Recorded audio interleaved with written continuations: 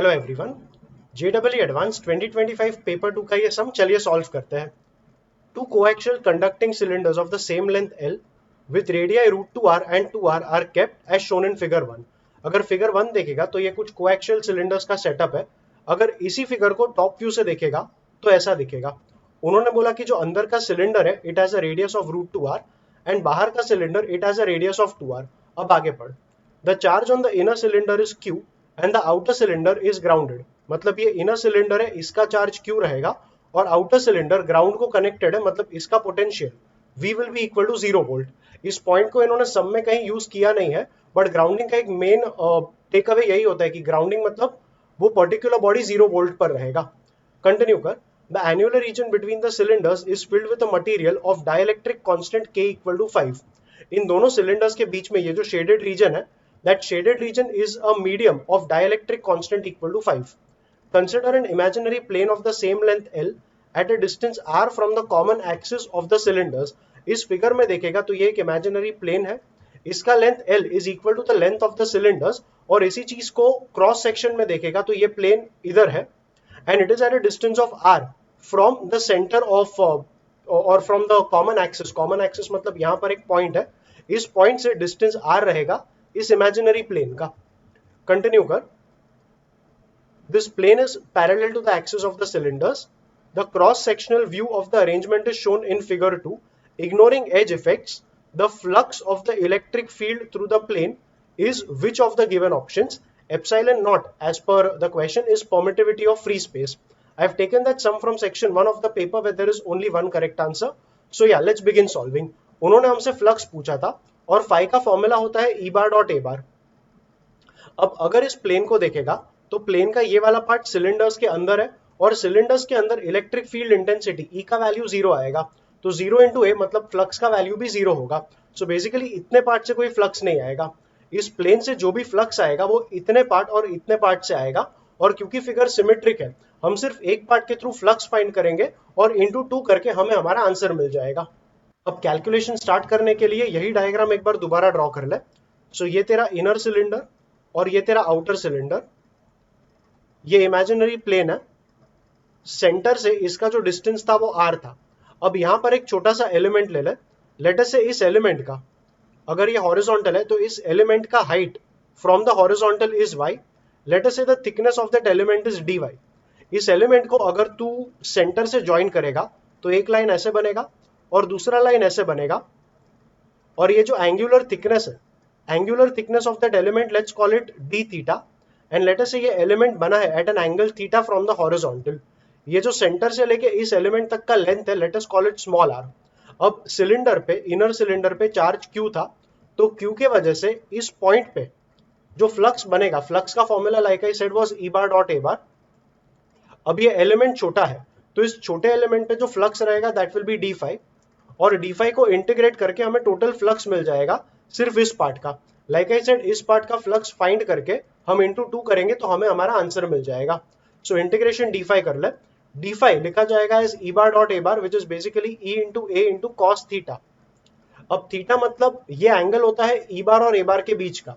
इस पॉइंट पे सिलेंडर की वजह से इलेक्ट्रिक फील्ड इंटेंसिटी का डायरेक्शन इस तरफ होगा, और इस पार्ट का अगर एरिया निकालेगा तो एरिया इस तरफ आएगा। तो E बार और A बार के बीच का जो एंगल बना वो ये एंगल बना, एंड करस्पॉन्डिंग एंगल्स की वजह से अगर ये थीटा है तो ये एंगल भी थीटा ही होगा। तो बेसिकली E और A के बीच का एंगल थीटा ही है, and E bar dot A बार इस वजह से बनेगा E A cos थीटा, और ये थीटा, ये जो थीटा हमने यहां पर मार्क किया वही थीटा होगा। So yes, let's continue with this. Integration of E मतलब इलेक्ट्रिक फील्ड इंटेंसिटी इस पॉइंट पर due to the cylinder. Cylinder की वजह से अगर एक्सिस पे, मतलब एक्सिस से कोई भी पॉइंट अगर स्मॉल r के डिस्टेंस पर है तो उधर इलेक्ट्रिक फील्ड इंटेंसिटी का फॉर्मूला था 2k लैम्बडा बाय r। इसमें k मतलब 1/4 पाई एप्सिलॉन नॉट, और क्योंकि यहाँ पे मीडियम का भी एक डाइलेक्ट्रिक कांस्टेंट है, k का फॉर्मूला बन जाएगा 1/4 pi epsilon naught into k। Lambda मतलब चार्ज पर यूनिट लेंथ होगा। चार्ज पर यूनिट लेंथ हम कहीं ना कहीं लेटर ऑन एडजस्ट कर लेंगे, और स्मॉल r मतलब लाइक आई सेड ये वाला जो लेंथ रहेगा that will be small r। Area मतलब इस छोटे से एलिमेंट dy का जो एरिया रहेगा, dy तो इस डिमेंशन में तेरा लेंथ हो गया, whereas in the third dimension जो अंदर की तरफ जाएगा उधर इसका लेंथ l है। ऐसा इसलिए बिकॉज ये प्लेन का लेंथ l था। So if you have taken a small element here of length ds, वो लेंथ एलिमेंट यहां पर होगा और उस लेंथ एलिमेंट का ये थर्ड डिमेंशन में जो जो लेंथ रहेगा that will be small l। तो एरिया निकालेगा तो it will be this dy multiplied by small l। So getting back to that equation, area को लिखना पड़ेगा as dy into small l into cos theta. अब small r, if you check this triangle here, small r theta and capital R can be related by cos theta equal to capital R upon small r. So cos theta is capital R upon small r. Small r को यहां पर ले ले और cos theta नीचे ले ले, तो small r becomes capital R upon cos theta, मतलब capital R into sec theta. अब इस y को भी तेरे कैलकुलेशंस में लाने का ट्राई कर। सो r, y and theta, if you realize in this triangle they can be related with tan theta. So tan theta will be y upon r. So I have tan theta equal to y upon r. r को वहां पर ले ले, so y becomes r into tan theta. Differentiating on both sides, यहां पर मिल जाएगा r into sec square theta into d theta equal to यहां पर हो जाएगा dy। ऐसा मैंने इसलिए किया क्योंकि यहाँ पे एक्सप्रेशन में dy था, उसे मुझे रिप्लेस करना था d थीटा के टर्म्स में। सो वंस अगेन जो फ्लक्स मिलेगा 5 will be integration of 2, k को लिख दे as 1/4 pi epsilon naught into k। इस k का वैल्यू ऑलरेडी उन्होंने देके रखा था 5, so this becomes 1/20 pi epsilon naught, और ये 2 भी था, so it is 1/10 pi epsilon naught. Lambda को लैम्बडा रहने दे, सो 1 इंटू लैम्बडा इंटू नीचे का small r। Small r will be written as r sec theta. So we have r sec theta. L को L रहने दे और dy को लिखेंगे as r sec square theta d theta. So into we have r sec square theta d theta into ये cos theta भी था तेरे पास। काफी सारे टर्म्स अभी यहाँ पर कैंसिल भी होंगे, सिंप्लीफाई भी होंगे। So pay attention. Lambda into L. Lambda was charge per unit length for the inner cylinder into cylinder का ही लेंथ आ गया। Charge per unit length into length, मतलब ये बन जाएगा total charge on the inner cylinder. Total charge on the inner cylinder Q था, तो ये lambda into L बन गया Q। Q कांस्टेंट है, वो इंटीग्रेशन के बाहर आएगा। So we have Q upon ये बनेगा 10 pi epsilon naught. So 10 pi epsilon naught, फिर ये R और R यहाँ पे कैंसिल होगा। sec theta goes up, it becomes cos theta. cos theta into cos theta is cos square theta into sec square theta. sec square theta into cos square theta बनेगा 1। सो यहाँ पे basically trigo का और कोई term बाकी नहीं रहेगा। We will only be having integration d theta, तो ये बनेगा Q upon this is 10 pi epsilon naught. I will write it clearly, 10 pi epsilon naught into integration of d theta. अब डी थीटा का integration का limit क्या रहेगा वो हमें डायग्राम से मालूम पड़ेगा। ये एडिशनल सारी चीजें रब आउट कर ले। सो जस्ट रब आउट ऑल दीज थिंग्स। वो प्लेन रहने दे, प्लेन हमारे लिए इंपॉर्टेंट होगा। एंड यस, उन्होंने बोला था कि ये वाला जो इनर सिलेंडर है इसका radius it is r√2।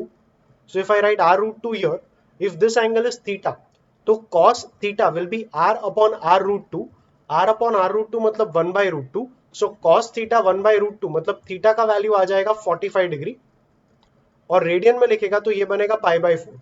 Similarly ये जो आउटर सिलेंडर है, आउटर सिलेंडर का रेडियस इज 2r, एंड वापस ये बड़े एंगल को अगर थीटा डैश ले लेगा तो cos theta dash will be r upon 2r। r upon 2r मतलब 1/2, तो cos थीटा डैश 1/2 मतलब थीटा डैश आ जाएगा 60 डिग्री, और रेडियन में लिखेगा तो π/3। तो ये जो छोटा एलिमेंट हमने लिया था वो छोटा एलिमेंट एक्सटेंड करेगा throughout this entire region, giving you this part of the plane, which means theta का जो लिमिट रहेगा that will go from 45 degree to 60 degree. मतलब यहाँ पे इंटीग्रेशन होगा फ्रॉम π/4 45 डिग्री टू 60 डिग्री मतलब π/3। This finally becomes Q upon 10 pi epsilon naught. इसे integrate करेगा तो थीटा मिलेगा, और लिमिट डालेगा तो π/3 minus π/4, that becomes 4 pi minus 3 pi मतलब पाई अपॉन 3 इंटू 4 मतलब 12। So this will be π/12। इसमें भी पाई और पाई कैंसिल होगा, and we are left with Q upon 120 epsilon naught. ये तेरा टोटल फ्लक्स रहेगा only through the upper part. Total flux हमें चाहिए था ऊपर और नीचे दोनों का, मतलब मैंने कहा था ऊपर जितना भी मिलेगा उसका मल्टीप्लाई बाय 2 करना पड़ेगा।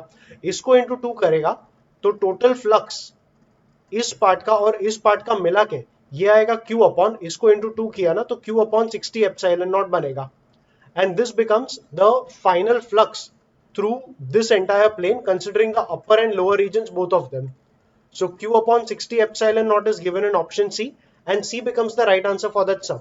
Official answer की देख ले, yes C is absolutely the right answer and with that we are done with this sum. इस sum के लिए वैसे देखेगा ना तो एक extra trick भी रहेगा, that trick if you can think about it तो ये sum काफी आसानी से हो जाएगा. डेफिनेटली इंटीग्रेशन का जो मेथड हमने पढ़ा वो स्टैंडर्ड मेथड है, बट वो शॉर्टकट ट्रिक क्या है वो भी एक बार देख ले. कंसिडर करेगा अगर ये पूरा डायग्राम, तो हमने अभी अभी देखा कि ये वाला जो एंगल है विथ द हॉरिजॉन्टल देखेगा तो ये वाला एंगल था 45 डिग्री. सिमेट्रिक लाइन अगर यहां पर बना देगा तो ये जो सेंटर का टोटल एंगल आएगा that total angle will be 45 into 2 मतलब 90 डिग्री. सो सेंटर से ये तेरा टोटल एंगल आ गया 90 डिग्री. सिमिलरली ये एंड तक का जो एंगल देखेगा,